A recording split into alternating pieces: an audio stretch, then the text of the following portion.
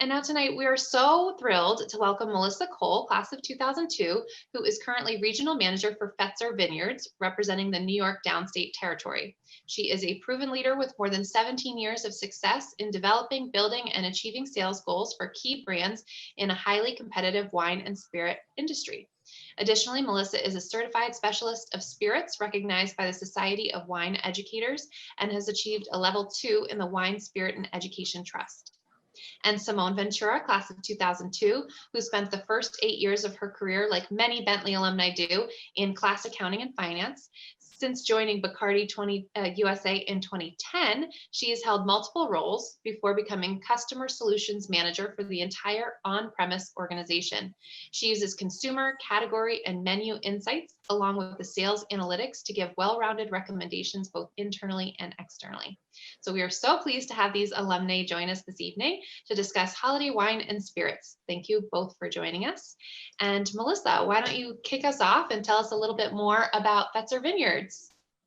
Sure, thank you. I'm so excited to be here and talk to some fellow alumni. And it's funny when you point out, I definitely went rogue graduating from Bentley. I did spend a small blip working at a mutual fund accounting firm for about 9 months, but then pursued my career in the wine and spirits industry and been there ever since. So yes, Fetzer Vineyards, they're based in California. I've been with them for about 4 years. I just left the Massachusetts market. I spent the majority of my career up there working for a distributor as a brand manager. Down here, up there, I was focusing on spirits primarily. And then now I'm in New York and I'm representing a wine supplier. So like many of you might or might not know, the wine and spirits industry is relatively complex in the United States. It's a 3-tier distribution system. So I work directly for a wine supplier. So Fetzer oversees several different vineyards. Globally, we're recognized by Conciertora, which is a Chilean wine company, one of the largest Chilean wine importers in the world. And Fetzer is our local American-based company. So the brand we're going to talk about tonight is Ventura Vineyards. Super excited to talk about Ventura. It's been a priority for us this year. It's an organic wine. It's been organic. It's one of the first organic wines, been around for over 30 years. I do have a couple slides to show you just to give a couple visuals of, the vineyard and just kind of dig a little bit into organic wine and just some questions. Super light. Feel free to ask questions, and then I'll follow up with just opening one of these fabulous bottles behind me. I don't know if anyone was able to take advantage of the discount code, but the Bentley 25, if you go to Bonterra.com, you can purchase some of the Ventura wines at a discount. But either way, if you just have any random bottle of wine, you can open it if you want, or you can save yourself for the cocktail that Simone's going to make afterwards. So I'll share with you now the slides, and then just be patient with me as far as popping them up here. Oh. You should be able to share, hopefully. Here we go. Okay. Can everyone see? Yes. Let's go in the presentation view. Okay. So first slide here is Ventura Vineyards started as a vegetable garden. So we're based in Northern California, Mendocino County. And so we were inspired by organic vegetables. So one of the first wineries, why not start making organic wine? We are the pioneers in the American organic viticulture, and the category really didn't exist before 1987. We were one of the first. So now here we are 33 years later, America's #1 organic winery. And we just celebrated a couple years ago, and we're still very proud of it. Obviously, in 2016, we were the winery of the year. So the first organic wine to get that recognition. So here, the bottom left, that's the actual winery. True definition of organic, I guess, big wooden barn. And over to the right is a map. You can see at the top central is the Mendocino County area where our grapes are grown. Mendocino County is known for super hot climates, hot, dry summer days, great grape growing temperatures for all of our wines. So this is just gives you an idea of where we're located, 2 hours north of the Golden Gate Bridge, quick drive from San Francisco. Melissa, was this region impacted by the wildfires? No, we were very lucky. This year we were not. Last year they did have to close for a little bit due to smoke, but no, it hasn't, it didn't affect us this year. This is just a picture of some of our natural partners. These guys hang out at the vineyard because as an organic winery, you're not allowed to use any real fertilizer. Everything has to be natural. So the beautiful bees help pollinate, the lambs help mow the lawn, and then to the far right, these guys were a newer addition and helping with the compost program at the vineyard. So biodiversity is at the heart of our farming practices, and these beneficial partners bring vitality into our vineyard. So it's kind of a cool aspect of the business. Certifications, very proud of this. Fetzer overall, one of the biggest certifications here I'll talk about is the B Corp certification. So if you're in the grocery store, you might see this some places. You'll see it on like Cabot cheese. Some other brands are Patagonia, Athleta, women's athletic apparel.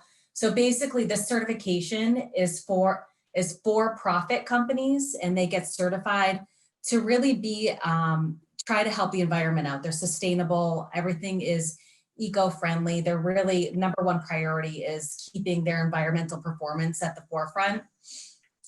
So that's just a quick highlight to some of the certifications that Bonterra has. So I kept this slide in here because I think it's a really great snapshot of just understanding organic. And I think all of us kind of, you know, organic has become, it's been around for a long time, but I think some people maybe were skeptical in the beginning. But just to read when they won this award, to put organic on the label was considered a sign of suspect quality. But Bonterra changed all that. As the only major brand made from organically grown grapes, Bonterra was a pioneer. Against great odds, they survived, grew slowly, and soldiered on. Then, but Bonterra began to fly. Bonterra team has showed that organically grown wines have an audience that's appreciative and expanding fast. So now we're hoping to exceed about 500,000 cases this year. That's how big the brand is across the country, to give you an idea. So we're excited for this. Giancarlo is our CEO, still is. Quick picture of him. And then this is kind of the cool side of it. So, you know, when you look at a bottle of wine, what makes it organic, what makes it not. So you can see right at the top of the Bonterra bottle, it says made with organic grapes. So there's different classifications. So, or what makes it organic wine? So there's a few different factors. So organic wine contains all organic grapes. Grapes have been grown in accordance with the organic standards. Then one level down is made with some organic grapes. So the first one is the grapes are grown at the vineyard, they're certified, they're maintained at the one organic vineyard. The second level is organic grapes that can be bought over the open market, and they can contain a certain amount of sulfites with the second tier. The first tier, there's no additional sulfites, which I know people ask that a lot in wine. Are there sulfates? How much? And then the last level is they can contain some organic grapes, but not all. So that's like the third tier. So that might mean there might be some more sulfites in it than some of the other, than if you were to buy an actual true organic wine. And then this, I think, is the simplest way to look at it. So you can see organic wine and then organic wine made with organic only grapes. And the biggest differentiator here is wines made with organic grapes have 1/3 the amount of sulfites found in conventional wines. So that question comes up a lot with sulfites. So you do know that organic wines do have less sulfites in them than regular wines. And again, this is another 90-point rating with wine enthusiasts that some of the varietals have won over the years. Beyond how it's made, will it impact how it tastes? No, I think that, you know, sometimes when you guys try the Bonterra and you might try it against a different, a non-organic wine, you probably won't taste the difference, to be honest. I think, especially that, with that said, I would compare it to another California, Mendocino County type wine. I mean, coming from the same type of terroir. I mean, if you were to compare it from something coming from Italy or France, yeah, it's going to taste different no matter, well, they're going to all taste different no matter what, but the organic flavor there shouldn't be any different tastes. And this is just a quick snapshot of the portfolio. Those are all the wines we have.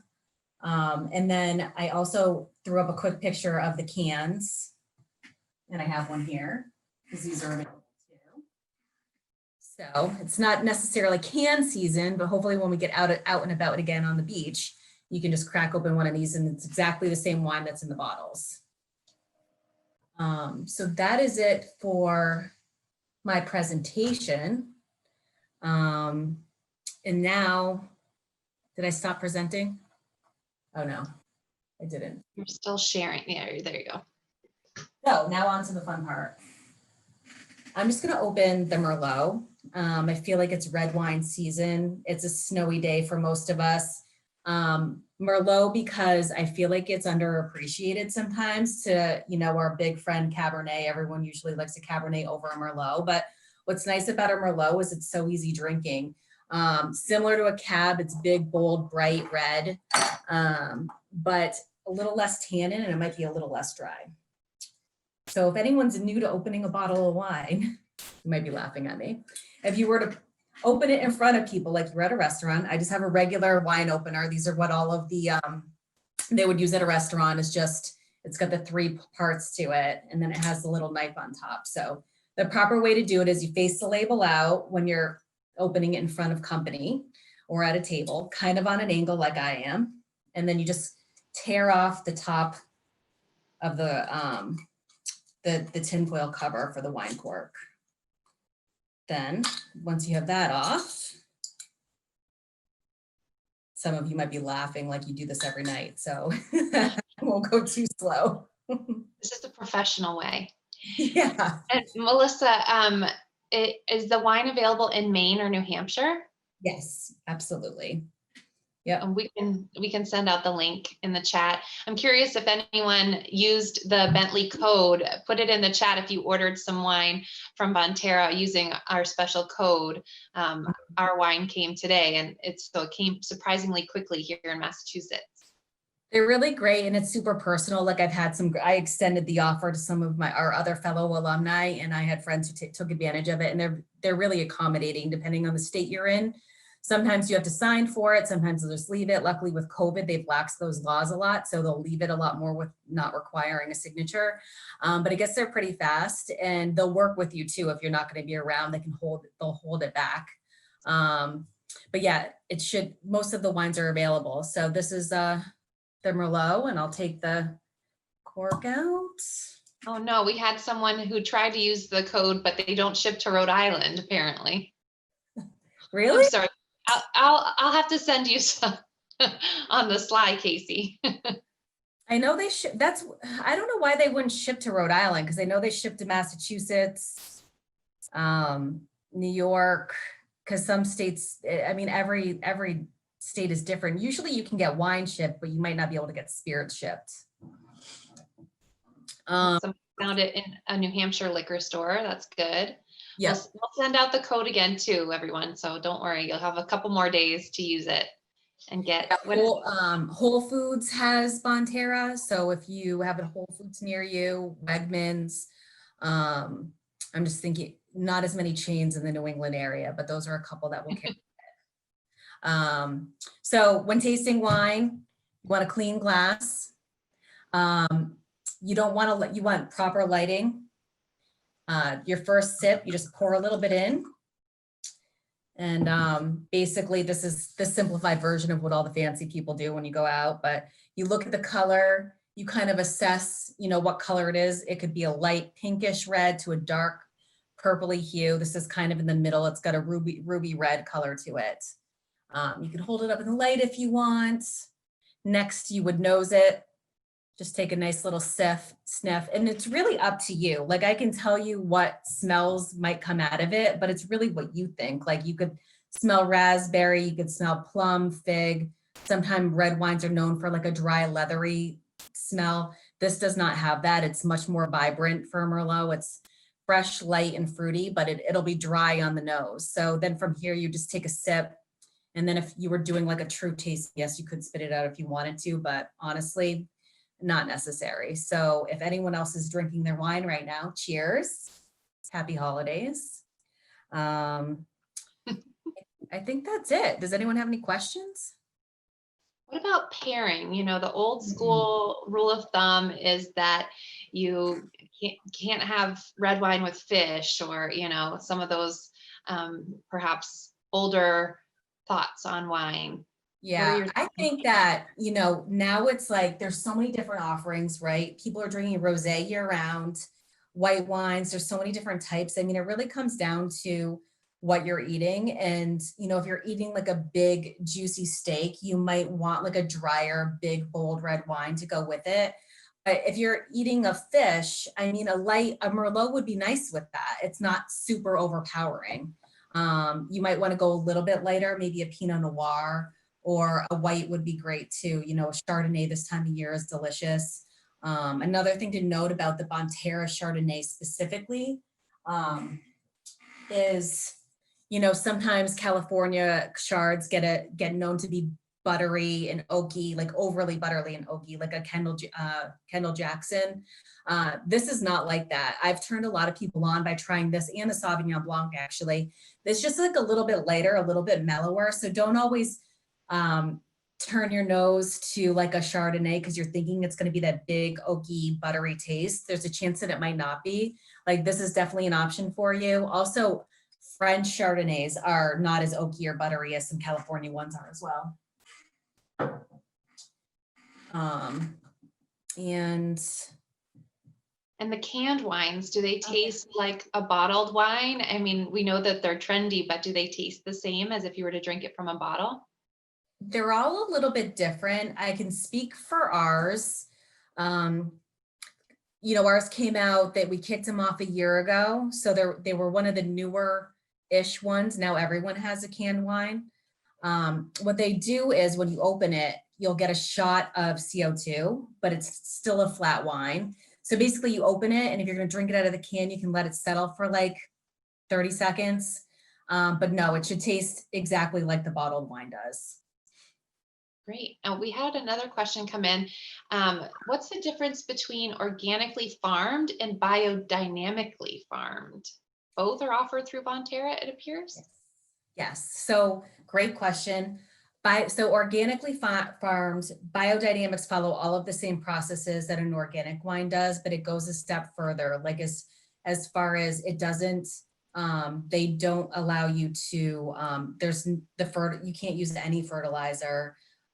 It's just one step further in making sure everything has to come from the vineyard. You can't source anything from an outside anything. So the yeast used for the wines, everything has to be grown on the same premise. Awesome. And I know we're going to get into this with Simone, but how has COVID-19 and the pandemic impacted Bonterra's business? Great question. Luckily, it is a brand that is primarily off-premise, which means sold in the stores, grocery stores. However, it did do well in the on-premise. So what we found is our sales in the stores and retail are growing at about 15%, which is amazing. But on-premise is in decline. So not only are restaurants not open, but they're not purchasing like they did a year ago. A lot of them, to be honest, are probably sitting on inventory they took in exactly 1 year ago, because December is such a big month for this industry. People buy in heavily, and usually the restaurants take 3 to 4 months to go through that inventory before they buy again. But COVID hit in March, so everyone kind of shut down. So it's been a really slow year for the on-premise, but luckily consumption is up. It's interesting where we get a lot of our data from. They said as much as everyone thinks they're drinking more, it's actually they're drinking more often, but they're not necessarily drinking more each time they're drinking. So like you're home every night and you get off the last Zoom call with work or with your children, and you're having a glass of wine, where normally you might not be getting home for a couple hours later. It's just, so people are having 1 or 2 glasses a night, where in the past, maybe they were only having 1 or 2 glasses 2 or 3 days a week. Maybe it's a few more days. Yeah, people aren't worried about driving anywhere at the same Exactly. time. No one's going anywhere. Yep. Another question for a suggestion for someone who typically prefers drinking vodka or tequila, which we'll definitely get to you with Simone's cocktail and the brands that she represents. But is there a particular kind or genre of wine that is better for folks who prefer a cocktail? That's tough. Well, I guess, if you're drinking like the lighter spirits, like a vodka or a tequila, like maybe you would start with like a softer white, maybe like a light bodied Sauvignon Blanc, or even a Pinot Grigio. Pinot Grigios are the most, have the least amount of diversity to it. Like where a Sauvignon Blanc is very fruity and floral, Pinot Grigio is more mineral, which would be similar to like a Sauvignon, or I'm sorry, more similar to like a tequila, where you get that like more of those earth tastes from it if you're drinking it straight. That'd be where I would start probably. Or if you were a brown spirits person, if you liked a whiskey, I would say like a red wine might be better for you. Great. All right. Well, should we turn over to Simone to make her cocktail? Sure. All right. Okay. If you have any other questions for Melissa, feel free to put them in the chat. We can ask both of these ladies questions at the same time. But Simone, do you want to tell us a little bit about maybe the brands that Bacardi represents? Sure. Hi, everyone. Good evening. Thank you for coming. Like Emily said, I'm Simone. I work for Bacardi USA. Bacardi is the second largest spirits company in the world. We represent, of course, Bacardi rum, Grey Goose vodka, which we're going to make our drink with tonight. Dewar's Scotch, Bombay Sapphire, Martini and Rossi, Cazadores Tequila, and a few years ago we actually acquired Patron Tequila as well. And then we have several other ancillary brands as well. So yeah, I like Emily said, I started off like hardcore corporate finance and accounting, and then somehow by luck, I made it over to a category management role, which is an awesome entry level role if you're ever speaking to your kids or anyone about it, which is when you are working with a retailer and you're working for a big manufacturer, and you decide how things are going to be placed in a retailer and what products should go in for a certain category. So that's how I entered Bacardi. And that was over 10 years ago. And then I came up and leaned more to the insight side. So now I work for the sales team, but I still use all my Bentley data and analytics on a daily or hourly basis. So tonight, please ask any questions about our brands, any trends, anything now in the chat. After you'll have our information. But we're gonna make tonight what was supposed to be a winter white Cosmo, but I accidentally got delivered pink cranberry juice. So we're gonna make a winter pink Cosmo. So hopefully at least I was sharing with Simone, I had the same issue. The pink cranberry. I couldn't find white cranberry, but I could find pink cranberry. So I don't know if anyone else had the same. It's so funny. So okay, so I'm just gonna start making it. Hopefully some of us are gonna make it together. I'm going to use Grey Goose. Grey Goose is the brand that is probably the most near and dear to our hearts. It's the world's #1 ultra premium vodka, most recommended vodka. It's a beautiful spirit. We're so proud to represent it. So that's why I chose that. And then we, of course, chose the cranberry flavor because it's the holiday time of the year. And the Cosmo is still, it's got to be like the top 10 most consumer preferred cocktail. It's still way up there when you're looking at menu listings. So it's, it's been around a long time now, but it's still super popular because it's got all those wide appeal flavors. So I talked about the optional rim for the cocktail. So I have glittery sugar that's like supposed to go on cupcakes. So I am going to get a slice of lime, and I'm gonna wet my martini glass. Okay, hopefully it sticks, but okay. So what I did to do my rim, and I mostly, this is like a fun special thing, but I often do this with margaritas. I like my margaritas heavy on the salt. So I just have a regular plate. I'm gonna pour my edible glitter, and then I'm just gonna kind of twirl my glass around. So it And gets that Simone nice. was telling us earlier she purchased the glitter at Walmart, so it's not Yes. all specialty stores. You can No. get it at places like Walmart too. I live at Walmart, so you can't really tell, but it's got that glittery. It's very pretty. Okay, so now I'm gonna put. So if you have a shaker, yeah, I have a stainless steel shaker here. You can use anything that'll seal. You can use a Yeti, a mason jar with a lid, another water bottle, anything, a coffee cup. So I'm just gonna put some ice in my shaker. I'm gonna fill it up about halfway. And right now I'm making one serving, one martini. Sorry, this is clanging. I just wanted to do everything with you guys. Okay, so yeah, mine's about halfway. Perfect. And now I am gonna start to build the ingredients. So a Cosmo, and it would be the same with the regular Cosmo, we'd be using regular cranberry juice. So I use Grey Goose Original. You could use any vodka, but it would be best to use Grey Goose. I'm using original. You could also use a citrus flavored vodka or a citron flavored vodka. Okay, so you're gonna put 1.5 ounces of vodka into you're gonna start to build your ingredients. I start with the vodka, get it nice and cold. I have this little fancy thing because they sent it to me for free, but you could also use anything, like anything that's gonna measure your ingredients. An ounce and a half.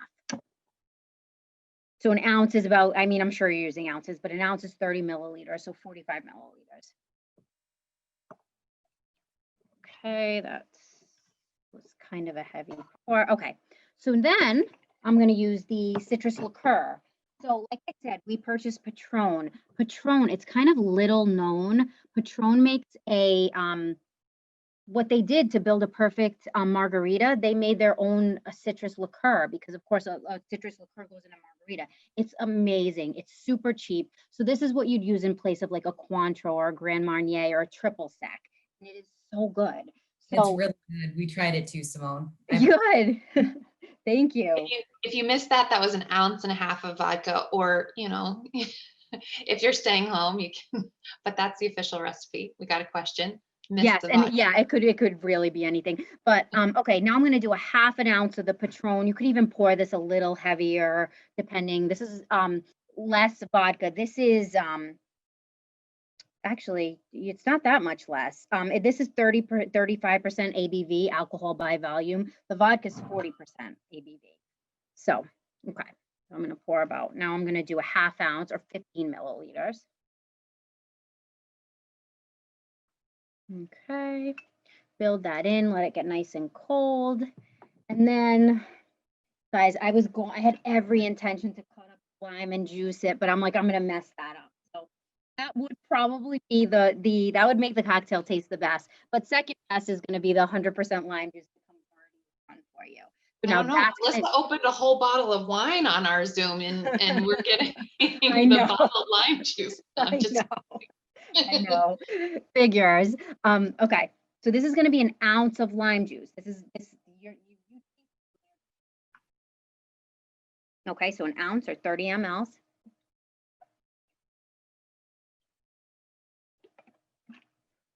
Okay, pour that in. Okay, so now the recipe says an ounce of cranberry. I'm going to pour this a little heavy. I'm going to do like an ounce and a quarter of the cranberry. So the lime's not overpowering, but depending on your taste, if you want it more tart, stick with the ounce or even 3/4 of an ounce. Okay. For those of you following along at home, we will put the recipe in the chat box. So just keep following along. Okay. Oh, and I see Allison already prefers Patron citrons. I'm so happy about that. Okay, my shaker. Okay, so now everything's in it. It's those 4 ingredients. So give it a shake. Okay, mine feels nice and cold. Grab your glass. And it should fill it. It should fill I have a big martini glass, but for a standard martini glass, it should fill it right up.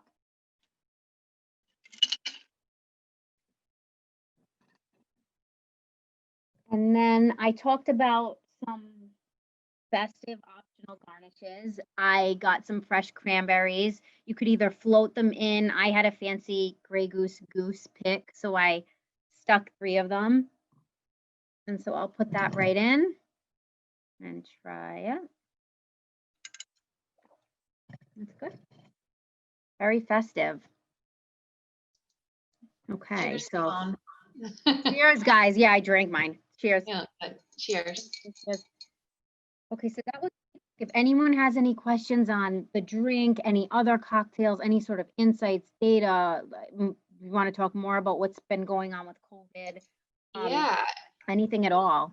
we did have someone, Kathleen, I'm going to call you out, who said she had a marketing class with Joaquin Bacardi, who is also a Bentley alumnus, if you all didn't know. So I'm sure there's other Bentley alums at Bacardi USA as well. Do you know any of them, Simone? I don't. I Oh, don't know if I know that he is. yeah, And there's 900 family members of Bacardi out there, but right. he's pretty hardcore family. I don't know, a lot of people, there's very few people that work at Bacardi that live up here. I Mm, basically work out of Miami. So pre-COVID, I was there all the time. I have a corporate job. So we have like our Massachusetts team, which is probably 4 or 5 people. We have 1 person in Rhode Island, which is where I live. But so yeah, so I think that's it for right now as far as Bentley alum. maybe we have some in Miami. We have a pretty big alumni population in Miami as well. Awesome. Somebody's asking the question that I would like to know about your home bar in the background. Is that your home, Simone? Yes, this is my basement. So this is my husband's pride and joy, and this has all of it. He built it, and this has all of our most of this. I'd say 90% of this is my product. So you see a ton of Bacardi, Patron, couple new. I'll just, we have time, so I'll go through some of the new products we're super excited about. Something that was trending before COVID and that's been really accelerated by COVID, which is kind of what happened with most of the trends. They just got accelerated since COVID, but was low ABV. So lower ABV, lower alcohol vodka or spirits or the spritz has really taken off, especially with daytime day parts and people outside more and things like that. So we launched a brand called Plume and Petal vodka. It's so good. It's lower ABV. It's hard to see, but it's Plume and Petal. We have 3 flavors. And it's just 20% alcohol by volume. It's half of what Grey Goose is. So when you pour it with soda, it's less than a glass of wine. So you can be really mindful. It's an alternative to wine. So, that Cool. wasn't a question, but yes. And then What else do you have there? okay. Oh yeah. Oh, you're waiting, pausing for the questions. I would like to know more about. Okay. So like I said, we own Martini and Rossi, which is a iconic sparkling wine brand anchored by Asti, which is a sweeter sparkling wine. So we've come up with more innovation. This is called Fiero. It's one of the innovation items we're most excited about. It is similar to Aperol, only it's wine based. So again, it hits that spritz theme. You pour this with club soda. It's so good. So that's something. But yes, this is our home buy. Could go. It would take the whole hour if I went through every product, but those are the ones right behind me. That's awesome. That's really nice. What was it? Oh, I was going to ask you, you mentioned obviously those products were accelerated because of COVID. So tell us a little bit more about how your business has been impacted by COVID. So very, very similar to what Melissa spoke about. We were typically pre-COVID, we were 80% retail and 20% on premise, which is like Melissa said, retail is anytime you're buying it at a store, and on premise is anytime you're drinking at a bar or a restaurant or a concession or an airport or an airplane. So that was our split pre-COVID. However, even though that on premise was a 20% split, that was where the very high profits were. So just think about it. You buy a Grey Goose cocktail, it's $14. You buy a whole bottle at the store, it's $27. So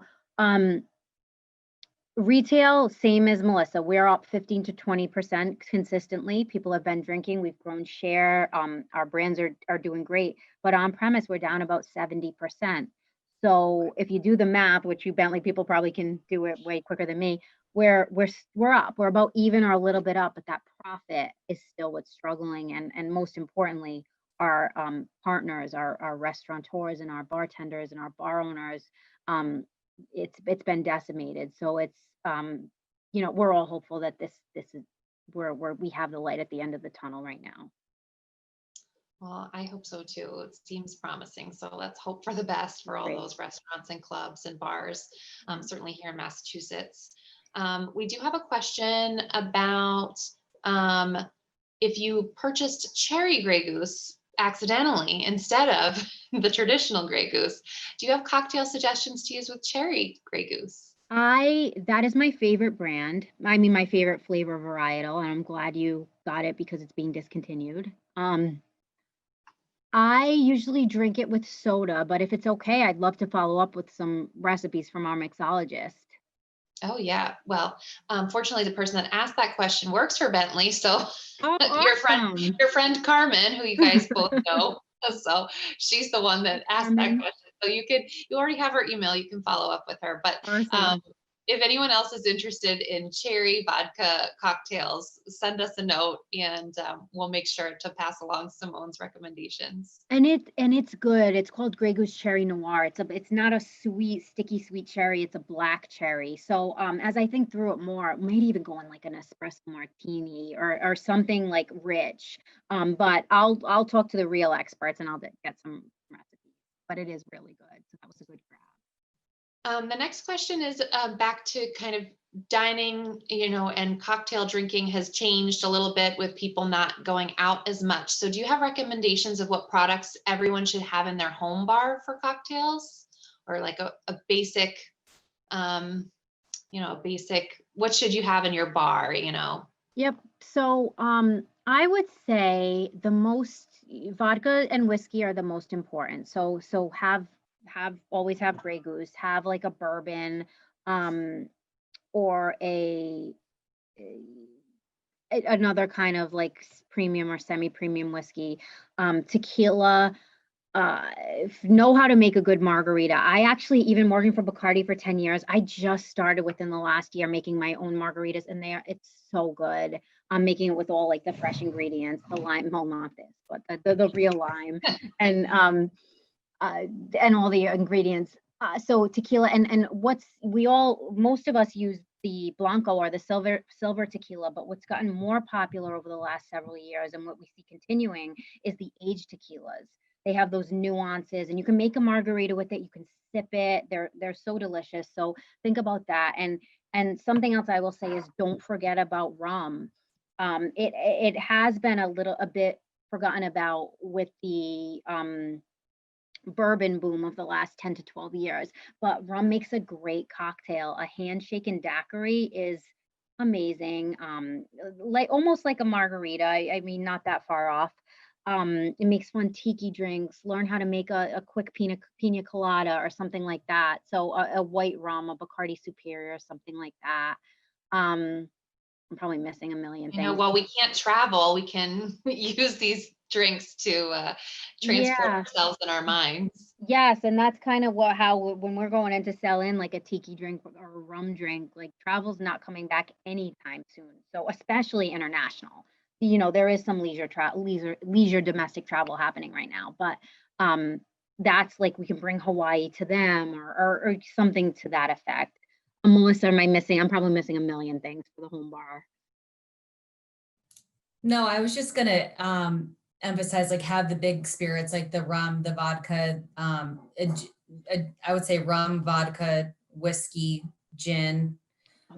Then you need like a sweet and a dry vermouth and a triple sec, so like Patron Citronage. So you have those three, and then the Martini and Rossi, the Aperol. That's always like another good one to have on. All right, we've got some more questions coming in. Melissa, this one's for you. What would you suggest for a lighter Pinot? For Pinot Noir? I'm not sure. If you want to send us a clarification. I'm sure it's Yes, Pinot Noir, yes.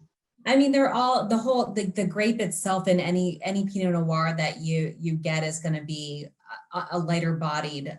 They're all a little different. Pinot Noirs right now coming from Ventura does have a Pinot Noir, but just to be more general market, unbiased, Oregon has a lot of Pinot Noirs right now. They're kind of known for Pinot Noir, so that's something interesting to try.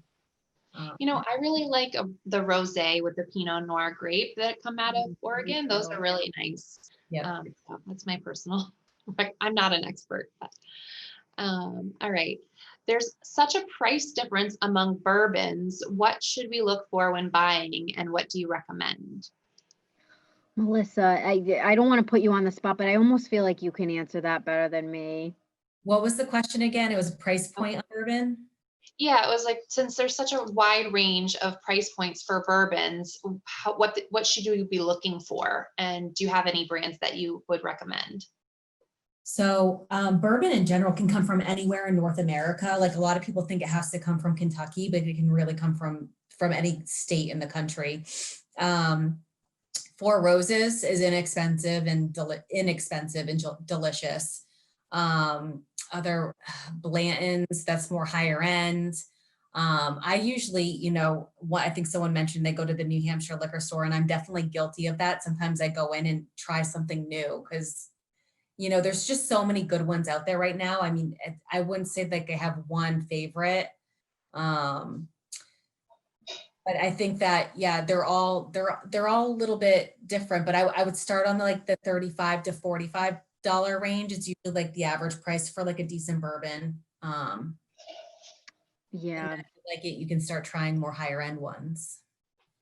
Ours is higher end. That's why it's the only one we have. It's $50 a bottle. Angel's Envy. It's finished in port wine casks, but that's a lot of money to spend. I mean, it's good. It's excellent if anyone's into bourbons, but I'm glad Melissa had those recommendations because I don't know, it's a lot of money. That's good. You got a couple of price point suggestions. Yep. What types of cocktails do you make with vermouth? Is another question. So Most. Yeah, I mean, like a dirty martini, you need a dry vermouth. I mean, if you like a dirty martini, a Manhattan needs sweet vermouth. So they're two integral, you know, things you need to make it taste, I think, really good. Yep, a Negroni, which is one of my favorite drinks, is sweet vermouth. And vermouth, the whole aperitivo occasion, which was started with vermouth in Italy, that's kind of having a resurgence, or, you know, pre-COVID it was. So vermouth is it's up. The sales have grown because it's so versatile. It seems like a lot of these craft cocktails, like people are really into bitters these days, and florals and syrups and things that they can get really fancy. Are you seeing that still with like in-home cocktails that people are making? I think it's good to have some bitters on hand, like just some regular, they have like the traditional bitters, it's Angostura, and then I think the orange flavored one is really good for an old fashioned, but it does add something to it. You know, if you're spending more time at home, you have more time to make a good cocktail, it's worth getting a bottle, and it lasts forever. We're getting some suggestions that are being re-put into the chat for everyone to see about bourbon. 1776 is good for a low price point. Evan Williams and Angel Envy. Lots of compliments on the Angel's Envy. So it's really, I'm not a whiskey drinker, really, but it's excellent. It really is, and it's this cool package. yeah, the bottle is very pretty. Yeah. Okay, let's see. We have another oh no, we don't have a question there. Buffalo Trace products are good. Okay. Yep. Let's see. Anyone have any lingering questions? I mean, I can ask you guys more questions. What's going to be next? I mean, we've seen it's sort of those now that some places are allowing you to buy cocktails at the restaurants when you go pick up, and they're allowing you to buy wine. You know, what trends should we be looking for next in the wine and spirits industry? I think the convenience is going to continue. So you're right. 33 states have now relaxed laws to allow cocktails to go. It's a well-needed revenue stream for operators and suppliers. But that convenience, premiumization is still happening. So people are still drinking better. They may be drinking less in some instances, but they're drinking better. Premium spirits are outpacing less like value, the big jugs of spirits, like things that come in like a plastic jug. So convenience, anything in a can. Melissa talked to the wine, any spirit you could think of is launching a cocktail in a can as well. So that is not going away. It's there. It's going to get accelerated because of the to-go business, but they're also, they're selling, you can't keep them on the shelves at liquor stores right now. Our Bacardi, we couldn't keep it on the shelves. It was supposed to be launched. It was launched in April, right? In COVID. And we have rum punch, lemon and lemonade, and Bacardi lime and soda. They're so good. And even with our regular Bacardi kind of flat, those flew off the shelf. So that convenience is going to stay. And even on premise, it gives that perception of hygiene. It's not. So for right now, where people might be concerned, tequila, like I spoke about, aged tequilas, I think are going to stay. People like a bit of drink theater and so something fun in their cocktails. So we have to think of less, there's not as much people with bringing the bottles with the sparklers at a nightclub. So or preparing or sharing a scorpion bowl or something like that. So something fun may be just a brightly colored cocktail, a really fun garnish. Something that's prepared tableside margaritas have become really popular. I'm probably missing a million, but those are kind of the big ones that we talk about. What about you, Melissa? I think on the wine side, it's a little different. People are going back to like the value brands and the big brands that they recognize and have known for a long time. So large format has come back for wine. So people have gone back to buying the big bottles, like the double size of this, the 1.5 liters, maybe because they're stocking up because they're going to be home and they don't know for how long. So the big bottles, and then also the bag in the boxes, like really good wine can come in a 3-liter bag in the box and it lasts a lot longer because it keeps the air out. So those they're good to have around, if you need, well, we're not having company over right now, but if we were to, the bag in the box is coming back a little bit. Do you guys have any, Melissa? Yeah, Frontera is our Chilean wine. It's value brand, like the 1.5 is about $10 a bottle. But they have a 3-liter that just came out brand new, but that's our first. But yeah, there's a couple of good, like Boda Box has one out there that's become popular. Another trend is, if anyone did do the trio, like the gift that they had, this was one of the wines that they featured. It's a young red. So maybe during the holidays, during Thanksgiving, you see Beaujolais come out and it's like a lighter wine. This isn't necessarily that, but it's along those lines. It can be served chilled. So it's a red wine, lighter in color than the Merlot that I opened before. It's all the same grapes that are in my rosé right now, but they keep the skins on. Where rosé, the reason it's pink is because it's a red grape, but they take the skins off. They kept the skins on, so it just gives it a little bit more full bodied. But if you like the tannins and the dryness you get from a red wine and you want to appreciate it all year round, it's great in the summer because you can serve it chilled or on ice. So that's becoming more of a trend. Awesome. In the wine. I'm looking forward to trying that one then. Yeah. That's what another question that had to come up before was, if you're purchasing a host gift, what price point should you be looking at for buying someone some wine as like a host gift? Yeah, I would say don't discriminate. Just because a bottle costs $10 doesn't mean it might taste just as good to you as something that's in the $20 or $30 range. it's really your, personal choice. I mean, you can't go wrong with anything between $10 and $20. I mean, it depends on the type of, present you're giving, or, who it is. If you wanted to try something more expensive, like I do have a $120 Chilean Cabernet you can buy called Don Melchor, but it's, I think really, you can find a really good juice in anything from like a $10 to $25 range. Great. We're getting a question. What makes a good mezcal? What makes it good, or what's a good Yeah, brand? or like what's a good brand? And so we have a partnership with Ilegal, a mezcal. It's excellent. To be honest, personally, it's the only one I've tried. So that I can definitely get behind, but I know there's a ton of nuances in the different ones. Melissa, do you guys? I've been kind of out of the mezcal world for a little while, so I can't even like really tell you one that, I tried. Yeah, there's a bunch now. I think it's become a pretty competitive market. Yeah, I can follow up with that too. If someone's, Okay. I'm not taking notes, but, and some of the things that have come up, well, yeah, we can definitely follow up. okay. If But you're interested in Ilegal is excellent. Illegal, okay. Yep. And if you're interested in learning the answer to that question, feel free to follow up with us, and we'll make sure anyone who wants to know gets the insights, or you can follow up with Simone directly too. Yes. And then another question about, do you have a good recommendation on cavas or sparkling wines instead of going the champagne route? Does Bonterra make any sparkling wines? We don't.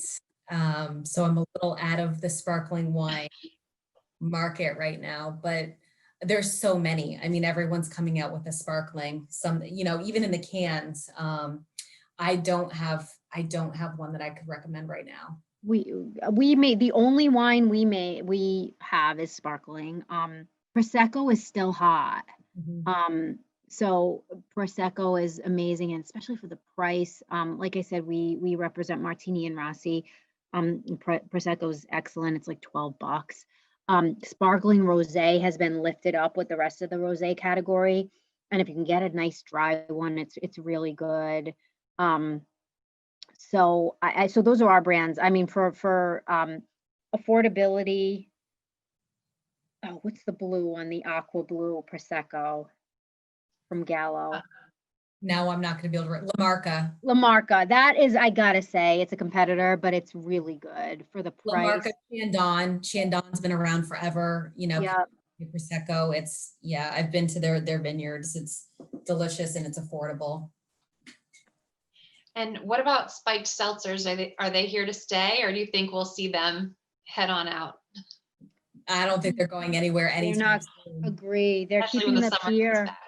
They're keeping the beer category alive. I mean, because most sparkling hard seltzers, White Claws, Trulies, I mean, people don't. I wouldn't realize, but they're malt. They're in the beer. They're part of beer. Yeah. And they're keeping the category alive. Everyone has one. They're the only thing that's growing in beer. Even pre-COVID, it was the only subcategory that was growing in beer. So yeah, they're not going anywhere. And now, so what that led to is the canned cocktail, us trying to compete with that as like a true seltzer, a true vodka. I mean, we don't have one for Grey Goose, but like other companies do. Absolutely. I think part of the success too is, depending on the state you're in, is the Trulies and the spiked seltzers of they can all be sold in the beer store. So, which is interesting, where if they're made out of true spirits like the Bacardi ones are, you have to go to an actual liquor store. So depending on convenience, that's part of the boom in them too, because you're now anyone can walk into a beer store, and even if you're not a beer drinker, you can get this, you're picking up the Trulies or the spiked seltzers of the world because you can drink that. Whereas before you'd have to make a second stop. So I think that's part of it too, is just the convenience of it. That makes a lot of sense. I wouldn't have even thought of that. Yeah. Well, and I like the canned cocktails are very good. Ballast Point Brewery has a sister company that makes them, and their margarita is the best canned margarita of any. Which forget what company is it? What's it called? The Ballast Point is excellent. I don't know what the sister Constellation company, bought it.